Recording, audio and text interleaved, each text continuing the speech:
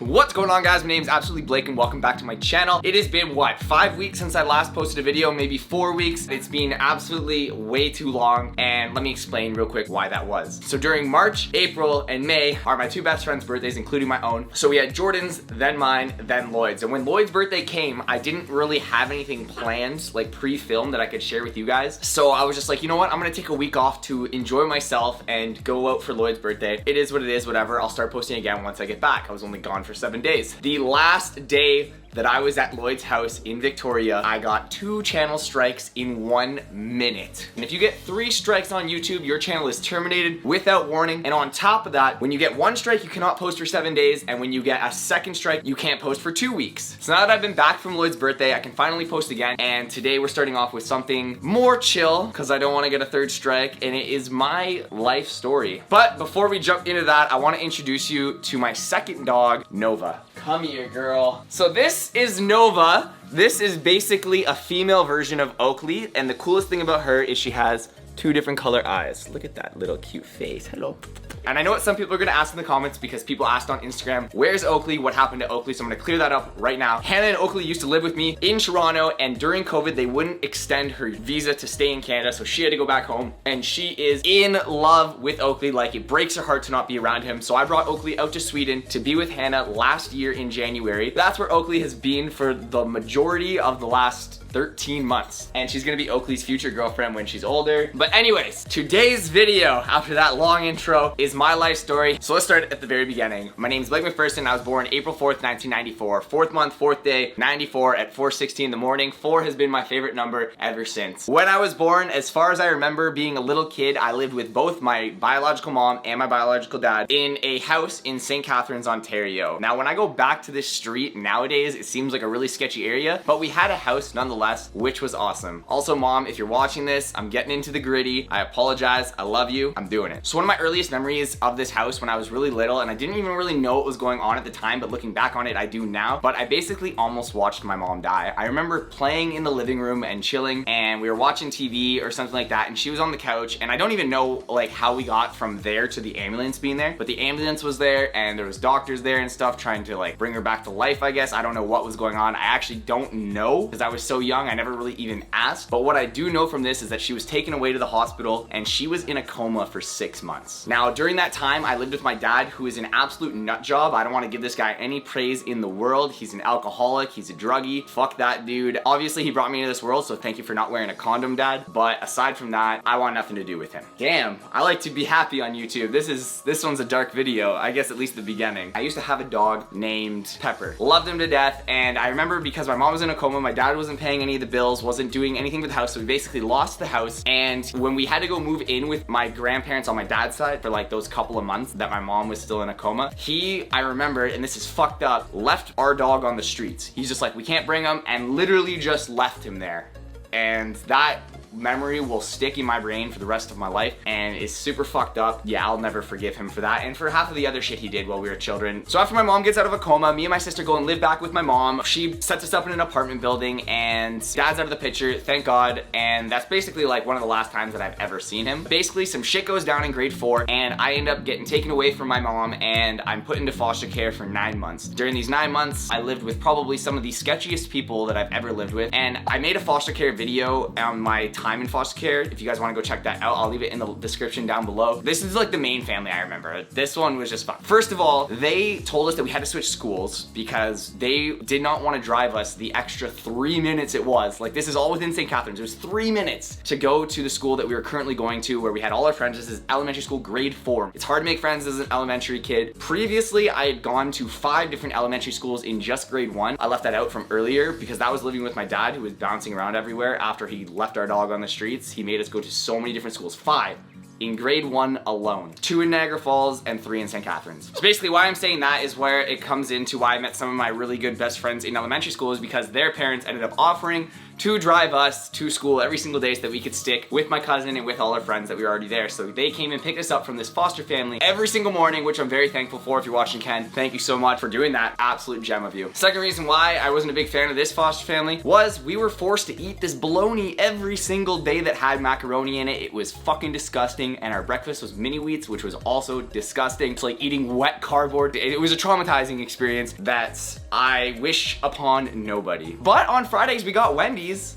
Woo. 9 months later, we're good to go, live back with my mom. She's got her own house again. She's got her own car. She's set. Then basically some shit happens again 2 years later and we're put back into foster care. But this time we were able to live with her friends. And I'm not gonna get too deep into that. If you wanna know about my foster care life, again, go check out the video in the description down below. That was basically during middle school. Now, once I turned 14, I was able to decide on where I wanted to live. I'm pretty sure I said 16 in a previous video, which is wrong. Once I turned 14, I was able to decide where I wanted to live, and one of my other friends from high school offered to put us up in their house. So I got to live with my friends and his parents through high school, which was awesome. It was just down the street from the high school, and it was basically a good time. Now, I was never really a popular kid in high school. Grade 9, grade 10, grade 11, I didn't really have much friends aside from the small, close friend group that I'd already had. I didn't go out of my way to make new friends. I wasn't really dating anybody in my own high school or anything like that. And it wasn't until grade 12 when like I was known for track and field, because I was like, it's not even that much to brag about. I was 6th in all of Ontario for long jump, and then I was in the OFSAs, which is the Ontario Championships for track and field. I was in it for the 100 meter, the 200 meter. I was in the newspaper for the 200 meter for my speed, and I was there for triple jump and long jump. So I'm a jumper, I'm a sprinter. I absolutely love that stuff. Sports kind of kept me going through high school and all that kind of stuff, through all the stuff that I had already experienced by being in foster care twice. Oh, something I left out, which is crucial, because I don't want anyone to think that I was like stuck in foster care. I did stay in foster care for my choice. My mom got all healthy, all good to go, and we were able to live with her. My sister said yes, but I was 1 year away from being a Crown Ward, which basically means I was in foster care till 18. So I just said I would rather stay in foster care, because once you become 18 in foster care, you get a bunch of benefits. But grade 12 wasn't all popular sunshine and like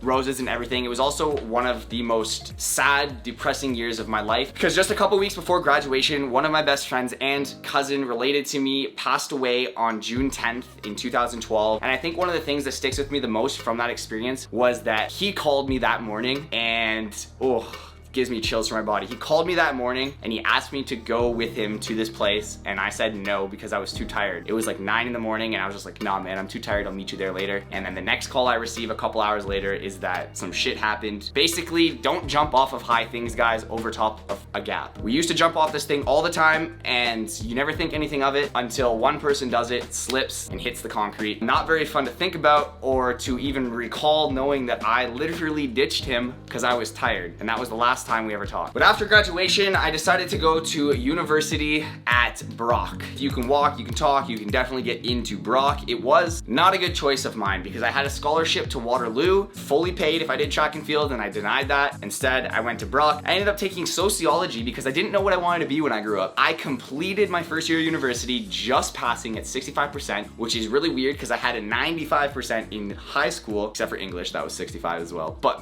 everything else was super high. And that was just strictly because I could not get into it. But because I paid $14,000 for this experience, I lived on campus, I decided I should at least pass the first year, so if I decide to go back to university, I've got the credits in place and I can just use those for whatever I decide to do in the future. I was also dating a girl who's kind of the reason why I make YouTube videos. Now, I don't make the YouTube videos for her, but she started her own YouTube channel back in the day, and like, oh, that seemed kind of interesting. So then I was just like, can I try? So I made a YouTube channel, my original Absolutely Blake. Back in the day, the first one, I had one that got 2,000 subscribers. I couldn't believe it. Then somebody sabotaged it because, well, I'm not gonna say actually, because somebody might do that. But they sabotaged that channel and I had to make a new one. She lent me her camera to make my first few videos, and then we broke up, so I couldn't use the camera anymore, so I stopped making YouTube videos. Fast forward, I meet a new girl. I was always dating a new girl. Back in the day, it was just like if I broke up, I was dating somebody else. I only had one slut phase. It didn't last long. Neither did I.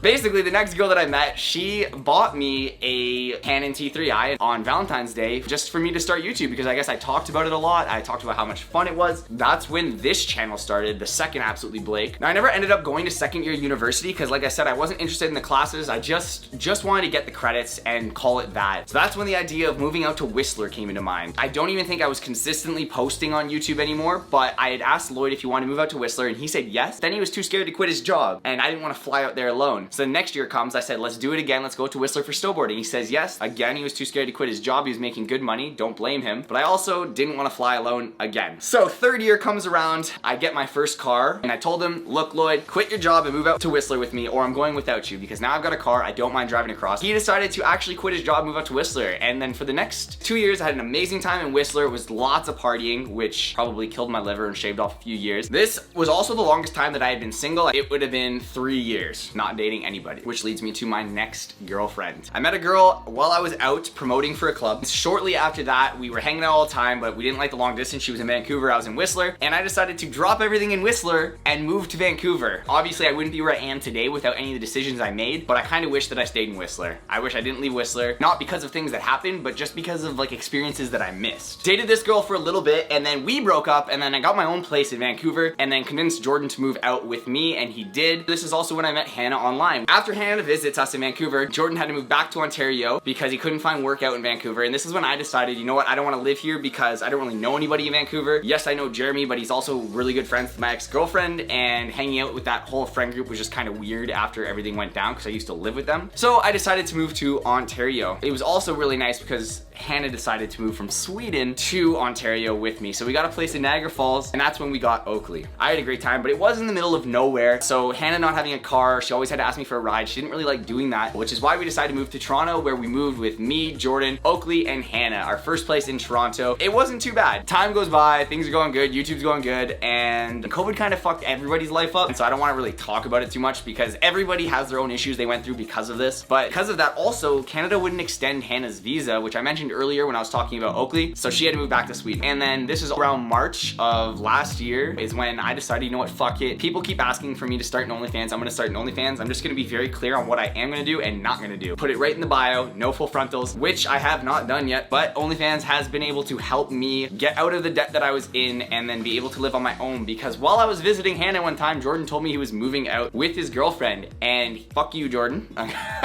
for deciding to do it while I was in Sweden, but he decided to make his move-in date with his girlfriend literally the same time I was gone. I had the trip planned to go to Sweden for Hannah's birthday for like 6 months prior, so that was known. But anyways, no, I'm not holding any grudges on that. Good for him, he's with his girlfriend now, but I needed to find somewhere to live, which is where I'm at right now. This place right here, I live alone. And yeah, so basically where my life's at now, to like kind of recap, is I'm in this place where I've been like super down and in this weird cycle, which I've mentioned this cycle before to you guys on my YouTube channel, where it's like I'm depressed because I didn't post, so then I'll stay up all night because I'm stressed out about it that I didn't post, and then I'll sleep in all day because I'm so tired, and then it'll just be a cycle, a repeat. Now I've slept in, so I'm not filming, and then because I'm not filming, I'm stressing because I didn't post, and I'm letting you guys down, and I'm letting myself down. It's just this weird depressive cycle that I'm just not happy that I was in. This is what I like doing. I like talking to you guys, and I know that this video wasn't necessarily one of my more random, weird, fucked up sex stories or weird, random, just what the fuck is Blake posting today kind of video. It was more like chill, more me just talking, but I think that this was a great video to make to be like my first one back after 5 weeks. Even though I only meant to take 1 or 2 weeks off, I ended up getting a ban on YouTube. So hopefully there's no more bans in the future, but if you have any questions about my channel or anything that's going on with me, leave it in the comments down below. I'll happily answer you guys. Thank you for sticking around. I know this was a longer video. I just kind of wanted to tell you how my life's been from start to finish. Obviously, I put in a lot of like dark things, but there was also like a lot of happy things. Like I've gotten to do so much. I've gotten to travel so many places. I just didn't want to get into too many details on like the fun shit, because I think that it's like kind of the dark shit that kind of makes you who you are. But yeah, let's get off of this dark shit. Let's have a happy video, guys. For the next one, I will see you guys soon. Love you all. Peace out. Have a good night.